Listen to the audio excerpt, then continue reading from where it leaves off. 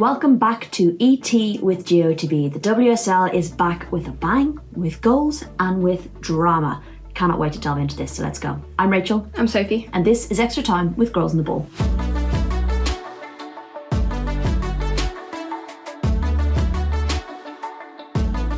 Well, the WSL returned this week, and to our delight, it was properly spread across the weekend. So we managed to get to Liverpool versus Brighton, Everton versus Aston Villa. I listened to Tottenham versus Leicester while I was driving to West Ham versus Chelsea. You were at Arsenal versus Palace, and I managed to get home just in time for the Manchester derby. You missed the first half and made basically all of the goals. I think petition to have games spread out like that every weekend. Yeah, it's great when you get to see all of the football, although by the time I did get through the door, I think I was about ready to never see football ever again in my life. Fair enough. It was a great way of getting across the weekend, and it also meant that we didn't have to spend Monday watching every single game. So we got to watch it live and really enjoy it. But yes, actually, maybe on reflection, we would probably not last 2 or 3 weeks in a row of that level of coverage. But still, it was really a fun weekend and a great way to get back into the WSL in 2025. As ever, in this week's episode, we will run through the results, touch on key moments, and look ahead to next week. Plus, Sophie, I will ask you to pick out a player of the week, a key moment of the week, whether that's a lineup or a tactical piece or an adaptation or move that a team made. And then we will run our listeners through our team of the week as well. Before we go through all of that, this is your weekly reminder to make sure you're subscribed wherever you're listening or watching this podcast, and following us across all of the social media platforms at Girls on the Ball so you do not miss anything. Okay, I'm going to run through the results first in the WSL. Liverpool 2, Brighton 1, Smith, Carvalho own goal and Paris with the goals. Everton 1, Aston Villa 1, Daly and Sarri with the goals. Tottenham 1, Leicester 0, Leipzig own goal. Ooh, hate that. Arsenal 5, Palace 0, Williamson, Russo, Mead and Caldente times 2. West Ham 0, Chelsea 5, Macario, Cuthbert, Ike Beaver-Jones, Sandy Baltimore and Tiziak with an own goal. Manchester City 2, Manchester United 4, Everton with a hat-trick, Galton, Miedema and Kanak getting the goals there. So looking at the table, it means that Chelsea are sitting pretty, still on top on 31 points, looking pretty unstoppable. Arsenal have leapfrogged Manchester City into second place. They're on 24 points, as are Manchester United in third. City have now dropped to fourth place on 22 points. Down the bottom, Palace are still on 5 points. Leicester are on 6 and West Ham are on 8. So yeah, things are getting a little bit interesting down there, as they have been, and getting a little bit interesting in the Champions League spots as well. So it could make for a very intriguing second half of the season. Right, let's start as ever. First game of the weekend, Liverpool versus Brighton, which we were at. A nice one to come back to, an enjoyable game. 3 key kind of areas I think to touch on. Big performance from Liverpool. Brighton looking a little bit passive, surprisingly passive, and I'm going to have to say Olivia Smith's goal as well, and then Matt Beard's comments. We have to touch on them as well. But impressive from Liverpool, right? Yeah, I thought they looked pretty good. There's still lots of things that they need to work on, I think. But I think in the basis of like the way that they were stretching the Brighton back line, I thought all of the forwards that got on the pitch did pretty well. Olivia Smith, obviously, in the first instance, she was almost untouchable in that first half, and I think the goal kind of fully illustrates that, because she completely shrugged off Guru Botan. I do think Botan maybe should have just taken one from the team and taken her down, but the way that she used her body to get past her and then her pace to get into the box, I thought was really good, given that Botan has 10 years on her in terms of her career and experience. So really brilliant from Olivia Smith, and it's exactly what they bought her for. I think she's shown glimpses of it throughout, but I also think they need to see more in terms of productivity stuff, and maybe some of the off-the-ball stuff needs to be a bit better, but she's definitely heading in the right direction. You can tell why they paid that money for her. So really positive in that respect. I thought in the second half, Mia Enderby was superb as well. The way that she drove at Poppy Patterson in particular, she had her for pace and kept getting into the box several times. Leanne Kinnan also did well to stretch lines. And then I would want to shout out Fuka Nagano in the midfield, because I thought she dictated the play. Every time Liverpool countered or tried to catch Brighton on the transition, she would be at the centre of it. She'd be threading the through balls through to those forwards. So she was integral in disrupting, but also kicking off the attacking phase of play. Yeah. So pretty good. I think Dario Vidicic summed it up perfectly when he said that Brighton were a bit toothless. And I think that was quite accurate. They just looked quite passive and a little bit rusty. And I think we've seen that from a couple of teams coming off the back of the January winter break, coming into January. They've just looked a little bit rusty. So that's been interesting. I think they hugely missed Frank Kirby in that central area. Yeah. And even before Christmas, when I think they got that draw, didn't they, with Aston Villa? Was it Aston Villa that we were at?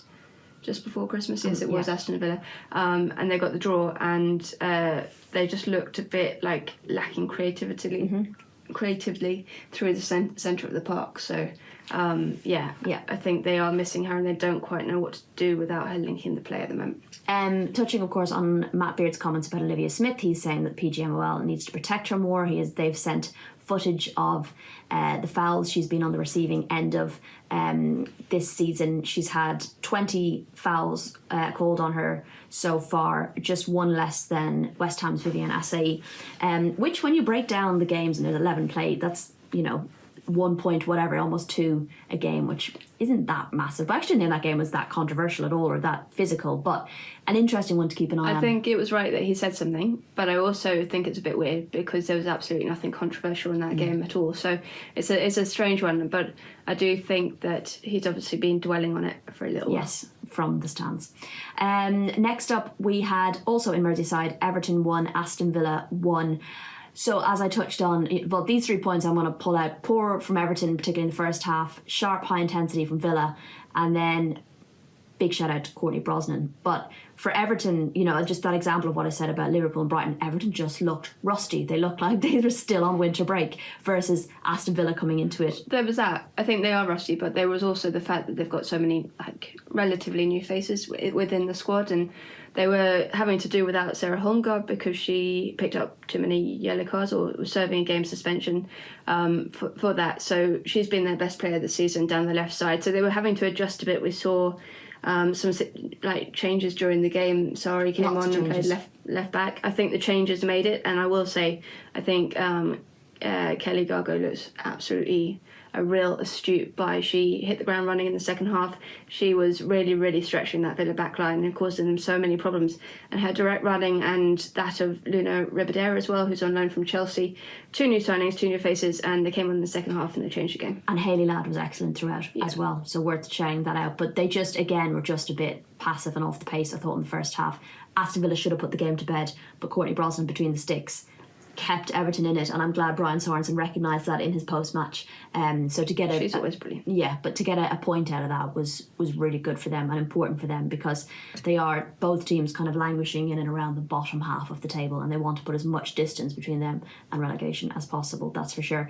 And there was also a lovely moment when St. Kevin's Football Club from Dublin, I think it was, a whole load of kids had come over for the match, and they were cheering on every single Irish player for both teams. And what was nice is that afterwards, Heather Payne, Anna Patton and Courtney Brosnan made their way over to the group of kids and signed absolutely everything inside, took selfies, took photos, gave out boots, shirts, everything you can think of. So absolutely made those kids' days, which was really sweet to see. Right, the 12:30 kickoff on Sunday was Tottenham versus Leicester. I listened to most of the first half in the car and then watched the second half from the press box. Tottenham won with 0 shots on target. That's impressive, isn't it? Yes. They will be counting their lucky stars, I think, and they will just go, well, we got those 3 points and bank it, because it was not the best performance. They got no shots on target throughout. They registered their first shot in the second half, deep into the second half, I think. So that kind of tells the story of where they were at in the game. They weren't creating, and Leicester were, and they will only have themselves to blame. They'll be kicking themselves, because I think there was a couple of big chances for Missy Goodwin, just couldn't find the connection on the shots. And Yanis came in missed an absolute sitter as well. So that's going to be the really frustrating thing for them, because in some games this season they haven't created, but they were creating enough, and they created enough in a way to win that game, given the opposition that they were up against. They just couldn't make it stick. So they will be frustrated with that. It just underlines that they are in desperate need of a striker. Absolutely. I will say one funny thing with Tottenham put out a clip of Bethany England with an absolute worldie strike hitting the crossbar from that game, and the caption was like, this close to a worldie, and I just thought to myself, this close to a shot on target. Like, Jesus, lads. For a team who we praised their creativity and productivity last season, it is quite a change. And the second thing I want to draw out from that game was Nelly Lass. Scored her first goal, senior goal for the club during the week in the FA Cup. And she had an excellent 60 minutes. She was really vital. Everything productive from Leicester seemed to be coming down her side, and you know, she's obviously got youth on her side because she has bundles of energy. So not only was she defending, which Leicester are pretty good at, to be fair, but she was also getting up the pitch and creating an awful lot of opportunities. It was something amazing what faith or confidence from a manager can bring you, because I think we saw it in the game against Chelsea just before Christmas, where she was brought on as they were defending that lead, and you know, keeping it. She was given that kind of responsibility, even as a 17-year-old player, to go on against the champions in England and be relied upon to help defend that lead, and then to start her this time round, give her that responsibility down the right side as well. I think was really important for her confidence going forward.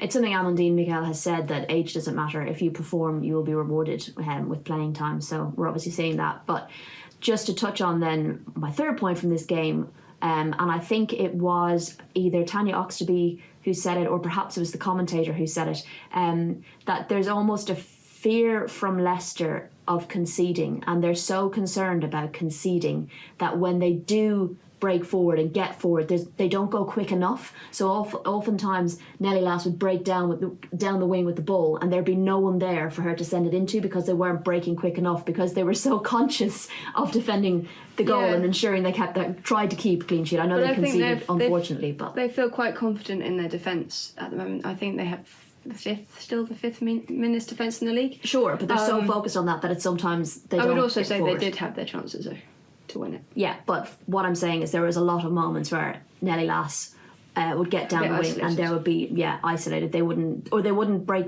quick enough, in that they almost had to go backwards in those opportunities. I think the other issue is when you don't have, I think Takarada's playing number 9 again, and she is not a natural number 9, so she's not instinctively probably reading the breaks up the field. I know they've settled on her. I remember in a press conference that I had with Amandine Miguel just before Christmas, and she settled on her because she adds that kind of ability and experience out of possession to kind of cover, but she's probably not quite reading the transition as well as you would expect of a traditional and there were times the ball would get stuck midfielder would get stuck under her feet and that kind of thing, so you can understand that. Okay, you were at Arsenal Palace in Meadow Park. Always a fun place to go when you've gotten used to the Emirates. Key things from this: 4 different goal scorers for Arsenal, which is a good sign. Maybe a little rusty in the first half, but definitely opened up in the second. And then a touch on Palace, particularly their first half performance. I thought it was really good from Arsenal. Well, the first half, they got the early lead, and then they struggled a bit to break Palace down. And I think a lot of that was down to Palace's kind of robustness and resilience. But once they got that second goal, they looked like they were flying again, and all of the kind of connections were linking up, and they got the 2 quick-fire goals in the second half that put it out of reach of Palace completely. And it just sort of calmed everyone's nerves a bit, got them right back into the groove, and it's so important. They've got the London derby up. Well, they've got Brighton in the Cup this week and the London derby up at the weekend, so it's going to be absolutely crucial that they have kind of confidence. Russo, again, 6th straight game that she scored in? Not many forwards have done that, I don't think, in the league. I can't remember the stat, but it's a very few number of them. They've scored 6 in a row, and then getting different goal scorers on the score sheet is really important as well. And they just look happy. They look like a happy squad. And I spoke to Leah Williamson afterwards, and she was like, yes, we just feel it's a happy place to come to work in at the moment. And they have settled with the announcement of Renee Slegers being put into full-time charge of We'll go into that a bit more later on. But I think it just means everyone's feeling very settled, and they're looking to move on and move up the table in this half of the season. And, you know, we'll go on to Chelsea in a bit, but if they were to win that London derby, they come within 4 points of Chelsea. And would you have called that with their start of the season. No, you wouldn't. And, I think they'll want to get some goals again against Brighton midweek. They've got that game against Chelsea, of course, and then they've got Bristol as well, the rearranged FA Cup game as well, which is another game that they will want to try and get. Then Manchester City. Yeah, so an interesting run and definitely one to keep an eye on for Arsenal, but things looking well. Quick word on Palace. I thought they did really well. Laura Kaminsky said afterwards that it's really hard in this league where you have to go from defending really hard and then having to be so precise on the transition, and that comes with experience and kind of building into the league. She praised the team for the effort that they put in keeping Arsenal at bay for a good portion of that game and not folding after conceding in the 6th minute. So many teams would fold. So they really dug in and they had their chances in the first half. Gail had a chance that she literally poked wide but could have got on target, and it was that she was clearly on a goal. So big opportunity. I think for them, they need to concentrate on those in and around them. That's where the points are going to come. Yes. This is kind of a building free hit, and it's not nice to lose by 5 goals, but at the same time you could take the positives from it and realise that probably at this stage it's about staying up, and that will mean as much as a trophy for them. Yeah, and I think as well these games really show you the gulf in the speed in decision making, and that is often the downfall with teams like Palace, where they will create good shapes and they'll get into good positions, and it's that last decision that is made that kind of is ultimately whether you get a goal or not. And when you're playing a team like Arsenal, like you said, or like a Chelsea or Man City, when opportunities may be few and far between, you can't afford to not be precise every single time, and that's hard. And they'll be criticised for the amount of goals they're conceding, but I do think there's context around it. And bravery. I think it's the same with that Chelsea game, even though they lost 7-0. It was the second goal that really took the wind out of their sails. But they do so well up to that point. So it's then about that experience and learning how mentally to deal with it more than physically in a way, to then not go and ship 3 more. Yeah. It's just about learning how to kind of get that experience in this league, because a team like Arsenal won't stop. Yeah, absolutely. So I was in Dagenham at Chibwell Construction Stadium. God, I forgot the name of it there for a minute. The bloody freezing Chibwell Construction Stadium. It's always cold there. It doesn't matter the season. If it's sunny out, it's windy. Like, it's just, you can't win. But at least you're not the cameraman on the top of that. True, and I wasn't shooting, so at least I was kind of in a very tightly packed press box. Dave, the cameraman, when I'm there, always invites me up to the scaffolding. He did the same to me. Literally, like, he said, "You've promised not a chance in hell. You're going to come up to the scaffolding one day," and I was like, "I've never said that." Anyway, the way things were going with the comms, I did actually think they were going to drag me up on the scaffolding to do the comms, because there was no comms, unfortunately, in the first half because of a technical difficulty. But they kept working on it and they got it back for the second half, thankfully. My God, Chelsea looked frightening. Probably one of the best performances I've seen from them this season. High intensity from the off. Winning duels, winning 50-50s, pressing as a whole. Lucy Bronze, Niamh Charles were getting up so high and pegging West Ham back. They just didn't have a minute to breathe, and they were trying to survive the first 30 minutes. And it was one of those, you look at all the goals, especially the 4 goals, and you're just like, you kind of have to stand back and go, hats off. They were such good goals. And yes, I appreciate they will come from maybe errors, or you have to kind of go further back to look at where the breakdown in play was that then resulted in a player being able to create that. But they were superb goals from Chelsea. 4 different goal scorers from across the pitch. I would be worried if I was an opposition team looking at that performance. Now, I appreciate it was West Ham, and I do think West Ham had been improving in the lead up to Christmas, but they just could not get a foothold in the game for the first 30 minutes. And I think I think on up front someone had put a question in that we didn't get around to answering, which was about whether teams give up too easily against Chelsea, and I don't really think that was the case with West Ham. I think they were 2-0 down for a bit. I think if they could have gotten into the half 2-0 down, they maybe felt if we get a goal back, because they did come out better in the second half, but they conceded quite close to half time. And then once the Sandy Baltimore goal went in the second half, they were creating chances in the second half. Not loads, but they were creating chances and trying to play a bit of a style of football. But for the first 30 plus minutes, they literally could not get any sort of grip on the game. I don't think teams give up against Chelsea. I think it's so hard when you come up against a storm, and like they were in the first half, they were so on it, and everything that they touched was just turning to Goals. and goals. And it's so hard to play without the ball. We know that it's the most tiring form of football, is playing without the ball, and trying to resist wave after wave of attack is just exhausting. And it's hard to get your foothold, and if they're not letting you breathe, and if they're not letting you have any space on the ball, It was relentless. It's just gonna really harm you. And then when you find yourself 3-0 down at half time, it's really hard to find any way to get back into the game whatsoever. I think teams will learn how to play Chelsea, and I think we've seen it a bit in teams learning how to play Manchester City. That there will be, once they've really done the analysis and really realised, but this is a whole part of the process of this league, right? We're still playing catch up to the top four in terms of the technical and the tactical abilities, the physicality of the league. Someone like Crystal Palace, they're just getting used to WSL football. They've been playing the Championship. So it does take time. Unfortunately, in football, you don't have a lot of it. For West Ham, they also will know that, you know, like with Crystal Palace and Arsenal, this wasn't a game that they would have pegged down where they thought they could get 3 points. Yeah. They would have hoped for it, and you don't go into a game thinking you're going to lose, but they also wouldn't have gone, that's a definite on our season, and this is where we need to get the points. It's just a sort of free hit. So they'll move on.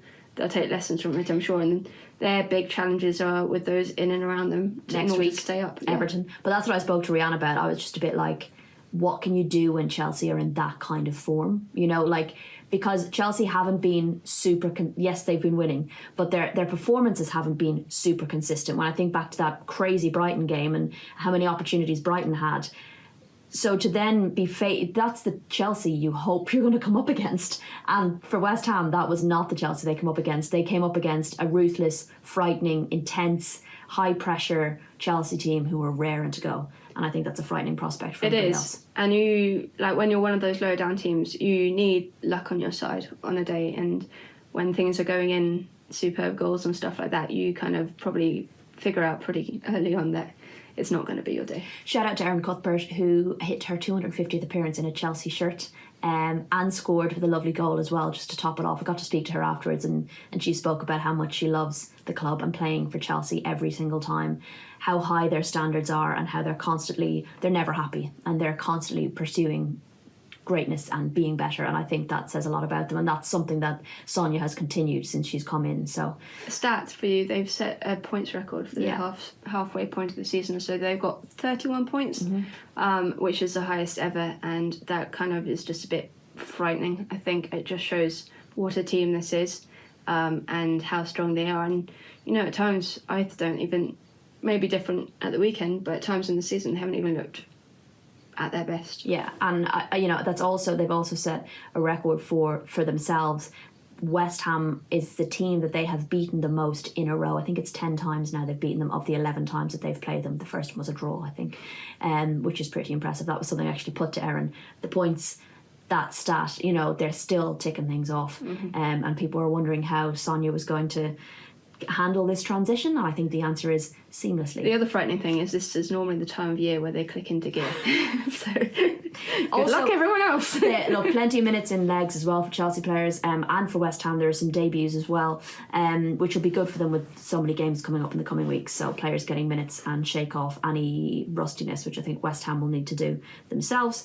And then finally we had the Manchester derby, which could not have served up more drama if it tried. Certainly delivered. Maybe one more Man City goal could have just made those last kind of 10 minutes that little bit more exciting, but I think that's just being greedy. I think that is too. My 3 points: Ella Toone, wow. United's press, City's lack of plan B. Chiara Keating, God love her. Yes. United's press. Good 3 points. Thank you. United's press was so good, and I think there have been times under Mark Skinner in the last couple of seasons especially where we have been very critical of them, of sitting off a bit too much. And I think back to that game against Arsenal at the Emirates last season, and they were sort of they weren't really sitting back and they weren't really pressing. They were just sort of in this taking up space, half press that was doing absolutely nothing whatsoever to affect play. So they came out all guns blazing. They pressed City. City, we know, like time on the ball at the back, and while they have good ball players, it's interesting to start to see how teams are working out how to play them. I think they targeted Yui Hasegawa again with the midfield, double pivot of Dominique Janssen and Hinata Miyazawa. I thought they were superb, but when you manage to cut Hasegawa out of the play, which is what Chelsea did in a sort of different form back in November? Yes, Stamford Bridge in November. City really, really struggle, and they do not have much of a plan B, if any. And I do think it's a big problem. And I know that when you interviewed Gareth Taylor on Up Front and you asked him about that, he was like, well, if plan A works, we don't need a plan B. But I've said this again and again, every team at the top end of the table, well, every team in general needs a plan B, and to be able to adapt and be able to be, to adapt to the different situations that because nothing is ever going to go your way 100% of the time. I also think the other problem is they don't have a lot of depth, and they do have a lot of quality players, don't get me wrong, but when you look at the team sheet and you look at the subs bench, there were a lot of young players on that bench, and it's not an excuse because for a team that say they want to be going for titles and think they deserve to be right up at the top of the division, which they do in many respects, they need to be recruiting with the same level of investment that Chelsea are. Yeah. And they are some way off that. And they're also very top heavy, I think. I did think Fujino, Miedema looked good. You know, granted, Miedema was only coming back. She was key, and they had to manage her minutes understandably. But when she came off, I was a bit like, that's kind of... Well, they don't have another option. With No. Bunny Shaw injured, they don't have another option. Mary Fowler goes into the number 9, and she's not really an effective number 9. And then Fujino I thought, started really well on the right, didn't she? And then she moved out to the left.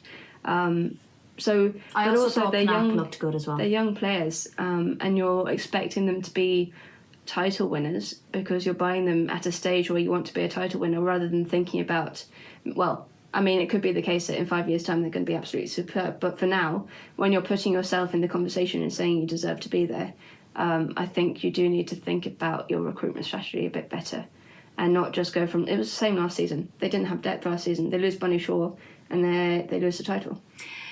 It is quite shocking that they're now currently in 4th place. Anyway, I want to very quick shout out to Ella Toone because she was also our player of the week last week. But to come back, be the first player to score a hat-trick in the Manchester Derby. This is her 10th Manchester Derby, which is incredible. Manchester United kid through and through. And given everything she's gone through at the beginning of the season, it is a fairy tale kind of situation for her in the Manchester Derby to get a hat-trick, so that was wonderful to see. Conversely, a difficult evening for Chiara Keating, always difficult in that goalkeeper position. When you make a mistake and have an off day, when you compare it to, say, a number 9 having an off day, how much more damaging it can be to have your confidence knocked early in the game. But again, it was that commitment to playing out from the back, you know, and not realising that United's press was making it.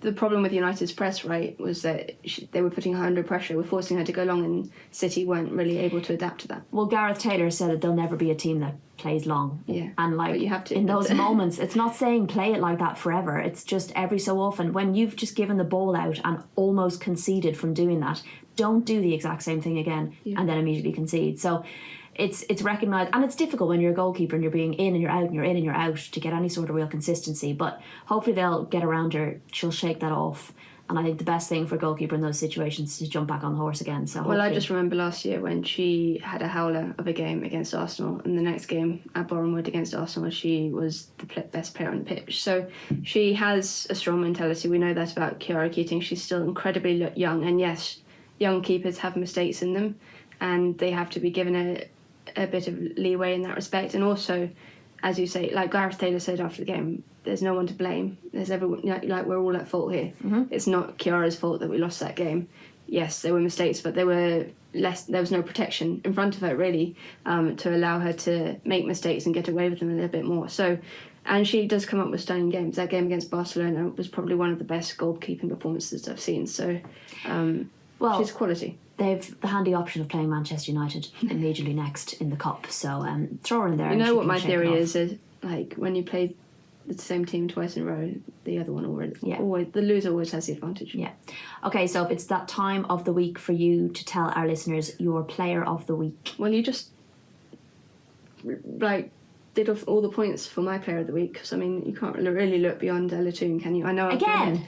Well, yeah. Okay. She scored a hat-trick. Well, I'm not going to clip up and put you praising Ella Toon up again for the second week in a row, though she deserves it. But she deserves it. Like, how can I help that? Okay, I'll give another shout-out, of course, like we mentioned before, to Courtney Brosnan, because I think she is one of the thoroughly underrated keepers in this league. She doesn't get nearly enough praise for what she does in between the sticks for Everton, and more often than not she keeps them in games and gives them a chance of getting points. Absolutely, and I'm so glad she's Irish. Not to be greedy. Okay, next up, maybe a tactic, a moment, a formation that stood out. I mean, I would think that double pivot from Manchester United. I'm not sure, maybe for very long that we thought that would happen with those two players, Hinata Miyazawa and Dominique Janssen. Dominique Janssen has been at the centre of that midfield, and I think she's really coming good. But I thought it was really interesting to see how she worked with Miyazawa, who you would probably put as more of an offensive midfielder normally. But they both worked really well. They snuffed out the spaces for Manchester City and didn't give them a moment's peace. So I'll go with that. And it absolutely paid off. Okay, finally, finally on this section, talk our listeners through our team of the week. This was kind of a fun one. Well, yes. I got this pretty quickly with some help from you. But I'm also going to give someone a shout out who's not in it, but go for it. Okay, so in goal, given that I've just given her my second player of the week, is Courtney Brosnan for Everton. Jade Riviere at right back. I thought she was superb. Leah Williamson, another great game for Arsenal, scored her first goal since March 2023 in the league, so big one for her, but also her range of passing is just ridiculous. Hannah Silcock at the back for Liverpool. I thought she was superb for someone so young. Katie McCabe for Arsenal at left back, 21 appearances and 21 starts in 21 games, which is ridiculous. And 25 appearances in 25 or something like that, right? Yeah, it's like she's started 25 times in a row. Insane fitness. Erin Cuthbert, as you mentioned, 250th appearance for Chelsea, and she scored that goal. Fuka Nagano, I mentioned her before, in the central midfield for Liverpool, really effective. And Ella Toon, of course, with her hat-trick. And then on the forward line, we've got Nelly Laz for Leicester City. On the right side, Olivia Smith for Liverpool, leading the line because she did that this week. And then Celine Bizet. She played on the right, if I'm not wrong, but I switched her over to the left. We're putting her in. She was super. And the player I wanted to shout out is Fallon Tullis-Joyce. It was a close one with Courtney Brosnan. I think Courtney Brosnan made 9 saves, and I think Fallon made 6. But I think Everton would not have gotten a point out of that game if it wasn't for her. And also, Tullis-Joyce has been in our team like a ridiculous understandably. But there was a fantastic save that Fallon made, which would have brought the game to 4-3, I think, where it looked like it was going in the bottom right corner, and she somehow got her enough fingertips on it to push it around the post. So lovely save, and a shout out to her. But yes, quite happy with that team of the week. All right, let's move on quickly to the Championship. Very quickly, we're going to run through the scores. We've got Durham 1, Charlton 2, Sheffield 1, Newcastle 1, Bristol City 0, London City Lionesses 1, Portsmouth 1, Birmingham 3, Southampton 0, Sunderland 2. So the table is, we have a front runner, just with Birmingham on 23 points, London City on 22, and Bristol and Sunderland below on 20 points. Down the bottom, we've got Portsmouth on 2 points with Sheffield above on 5. That draw against Newcastle, important for Sheffield to just try and get a little bit of space away from the relegation zone if they can, I guess. Yeah, but they were 2 points within it, now they're 3, so it gives them a win space. There's a big gap of 9 points now between 9th and 8th.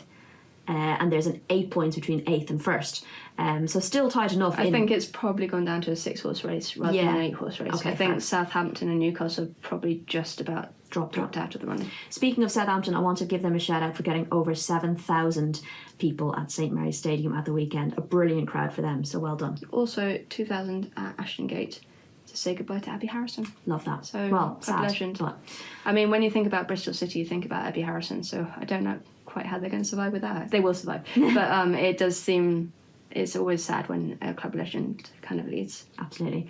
Quick transfer tracker update. Any big ones? City have confirmed Alana Kennedy's gone. Yeah, Sandy McIver's gone to Washington Spirit. Rusha Littlejohn has confirmed that they've parted company. Yeah, so we'll see where she lands as well. Any other key ones we can think of? I mean, a couple here and there. I Listen, can't remember what happened yesterday. If you want to, there's been a few like loan. So Maddie Earl has gone on loan to Sheffield United. There's been a bit of movement in that kind of area. If you want to keep up to date with it, go to our website where the transfer tracker is. It is up to date, and we often post it on our socials as well every now and then to remind you where it is. Now we can touch on the fact that Renee was confirmed as the permanent head coach of Arsenal, which I think a lot of people were really pleased with, and a lot of the fans are very pleased with. And so far, so good under the Renaissance. Yes. I think they didn't have much of a choice really after her interim run. They took their time with it, as they should do. But I think after that Bayern Munich game, it had to be her. And I know some people have questioned the 18-month contract. I'm not bothered by that at all, because I think I know she's had senior roles before in Sweden, I think, but this is her first, time in the WSL, and that's a big step up. And you would imagine that if she gets some, second place, or even challenges for the title, long way off, I know, and Chelsea are kind of unstoppable at the moment. But even if she gets them finishing in the second place and gets that Champions League spot, then they will look to extend that contract. It's just giving them, the club and her, a bit of time to kind of settle. Absolutely. I do, of course, have to touch on the fact that Carla Ward was named the new Republic of Ireland manager. Many have been asking how I felt about that. I am delighted. It's who I've been wanting to go. She's been received really well by the Irish media. Rachel's also been on a campaign. She's absolutely delighted to get the role, and I got to chat to her on Thursday in Dublin.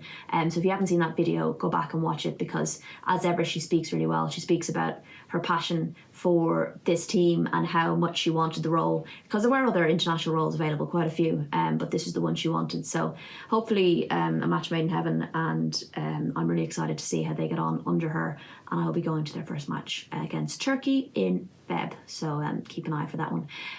Final one I want to touch on, Jen Beattie has announced her retirement from football, which we knew was coming, but has had a wonderful career, has had an immeasurable impact both on and off the pitch, and both domestically and for her national team Scotland. It is certainly a career to remember, not just from titles but in terms of impact.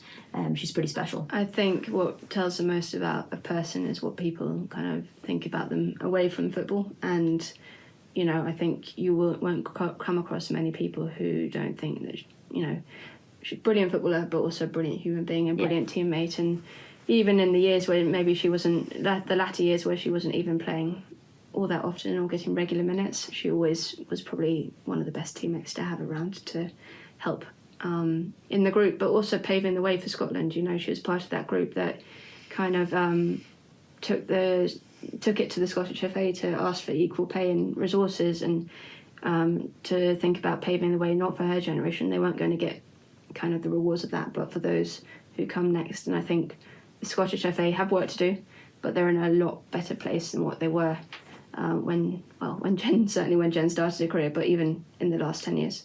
I had a quick chat with her recently, and I asked her about the moments that she is going to be thinking about for years to come from her career, and this is what her answer was. I think this is always my favourite question. It's the easiest one to ask, and I think the smile on your face probably knows exactly what I'm going to say as well. I think for any female still in the game now, lucky enough to, be at my age to see the way the game's progressed, but I think selling out the Emirates for the first time, playing Wolfsburg, I know we didn't get the result, but Champions League semi-final at the Emirates, scoring in front of a sold-out Emirates is everything I'd ever dreamed of about playing football. And I know we didn't make the final that year, but it just felt like such a huge moment for the club, and to be a part of it and play and score in front of a sold-out stadium, I think is what every player in the game, let alone a female, dreams of. So that will always be a standout. I'm not hugely surprised that first one especially was what she came with, and obviously she wasn't surprised that I wasn't surprised. That was a special moment. But she's a wonderful career, lots of great memories, and thankfully she will be sticking around by the sounds of it in broadcast and media. So the sport is very lucky to keep hold of her. Following in her father's footsteps. She is. Well, he was in rugby, but he did go into broadcasting. Well, that's a wrap on this week's episode. Make sure again you are following us across all of our social media platforms so you you don't miss any of the action and that you're subscribed as well. We plan to cover Brighton versus Arsenal tomorrow in the League Cup. Before, if the car gets fixed. If the car gets fixed. Before Aston Villa versus Manchester City on Saturday, and then I'm doing Chelsea versus Arsenal and you are doing West Ham versus Everton. So some tasty fixtures there. We will also do a live again on Saturday, quite possibly from the car. Which is hopefully fixed. Which is hopefully fixed. So do tune in for that. Until then, have a good week and we'll speak to you very soon.